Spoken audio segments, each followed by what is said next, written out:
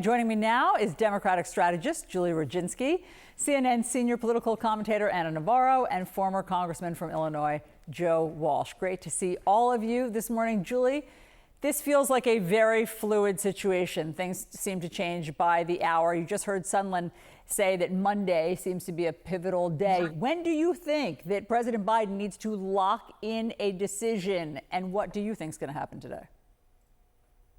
I think President Biden needs to prove to not just his base, but to the American people that he's up to the task. We cannot unsee what we saw on Thursday. And yet it has been a week now. Happy 4th of July, but it's been a week since the debate and the president has not been out there. I understand he has an interview with Stephanopoulos that he's doing tomorrow. That's going to air on Sunday. So we're going into a long weekend now without any kind of visibility from the president. And Debbie Dingell is right. It cannot just be that one interview with George Stephanopoulos. It can't even be 2 or 3 sit-downs with journalists. He has to get out on the trail. He has to talk to voters. He has to spontaneously present himself as the candidate that he could be. And if he's not capable of doing that, he needs to take a very, very, very short but serious look at what the next steps are. And look, I love Joe Biden. I think he's been the most successful president of my lifetime, if not the last 60 years. But the problem for Joe Biden is that voters are thinking about the future. They're thinking about whether he's capable of governing for the next 4 years. He has to prove immediately. He has to have proven yesterday, 2 days ago, 3 days ago, that he's up to the task. So, Joe, as you know, last night, President Biden met with nearly every Democratic governor, and the governors then came out speaking from the same script, saying that they have his back. They said, quote, he's in it to win it. So in that case, what's everyone still waiting for? Him, Allison. They're waiting for Joe Biden. Look, Julie's right. Look, think about this. That debate was a week ago. A week ago. The fact that Joe Biden hasn't been out taking questions from the media, taking questions from voters, unscripted for 90 minutes, a couple hours. The fact that he hasn't done that in the past 7 days, man, that's a much bigger fail than his performance at the debate. Biden has always had one test in this campaign. Is he too old? That's all the American people have been concerned about with Joe Biden. If he could get over that, he would beat Donald Trump. He didn't do that. And again, it's been 1 week. The fact that he has not been out is a bigger lapse in performance than what he did at that debate. Anna, CNN is reporting that behind the scenes, there's talk of a succession plan, though the Biden campaign dismisses that reporting. So where do you think we'll be 24 hours from now? I have no idea, and I think nobody knows. Look, I don't know what's going to happen on the Democratic side until Joe Biden says he's out, he's in. That's what we know. But I do know what's happening on the Republican side.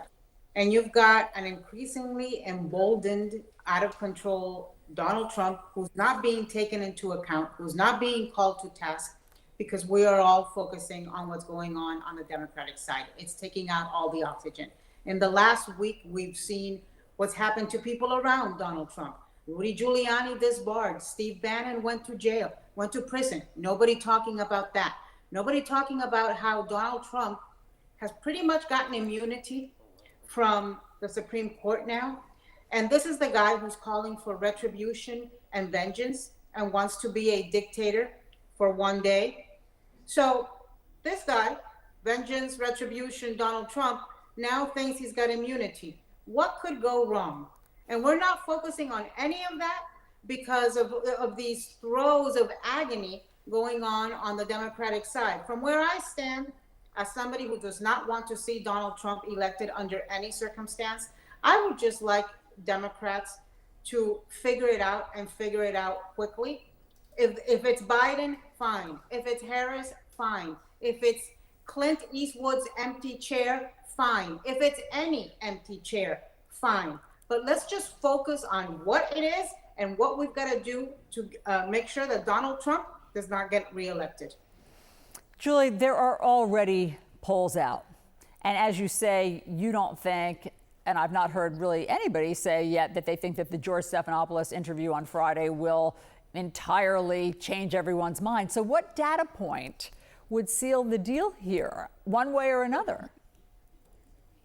Well, the data point is exactly what Anna just talked about. The president needs to go out there and prosecute the case against Donald Trump. We need to stop talking about whether he's capable of doing that, and we need to see that he is capable of doing that. Look, the Supreme Court just ruled effectively that we could either have a benign dictatorship or a totalitarian dictatorship, which is effectively what Donald Trump wants. He wants to put people in camps. He said so. He is going to obliterate NATO effectively. We know that. We have President Zelensky out there kind of nervously eyeing a Trump presidency because he knows Ukraine is going to be given away to Putin if Trump gets elected.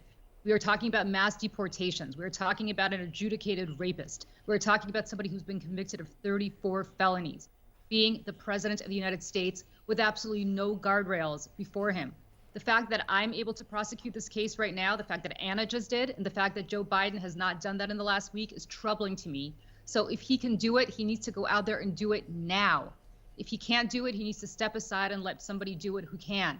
But we are on the precipice of not being able to celebrate the 250th anniversary of our democracy in 2 years, effectively because we are about to elect somebody who is a threat to that democracy. It is plainly stated by me and many others, the president needs to go out there and say it, and if he can't, he needs to step aside and let somebody do it who can. Joe, on a practical, Allison, yeah, go ahead, Anna. about data, I think the key question that Stephanopoulos, I hope, asks, and that I think a lot of us want answered is, was this a one-off or do you have a condition? Do you have a medical diagnosis that the American people should know about? Or how do you explain what happened last Thursday? Give us that. And if not, I'll tell you what the other data point will be. The clock, the calendar, right? I mean, the Republican convention's in 2 weeks. The Democratic convention is in 6 weeks. So the time is running out to make these changes. There's a lot of procedural, legal, FEC issues that have to be sorted out if you're talking about changing a candidate. This is not like changing a boyfriend in high school. This entails an enormous amount of things that need to get done. And I don't think people are thinking about that. There's ballots being printed. There's primaries that have happened. Different states have different regulations.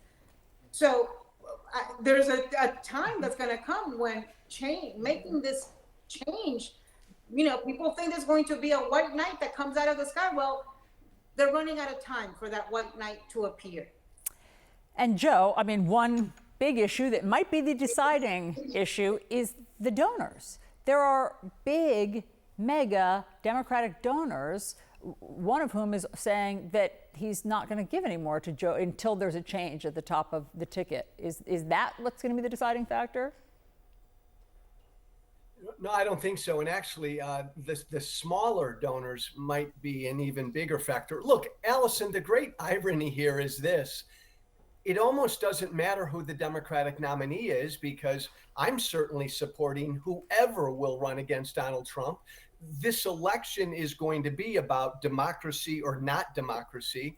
So all of those people who oppose Trump, it doesn't matter who the nominee is.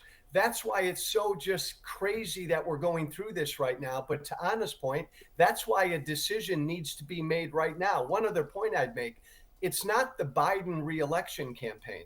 It's the Biden-Harris reelection campaign. If Joe Biden decides he's going to step down, Kamala Harris is right there. And I think the entire country would immediately rally around her to defeat Donald Trump.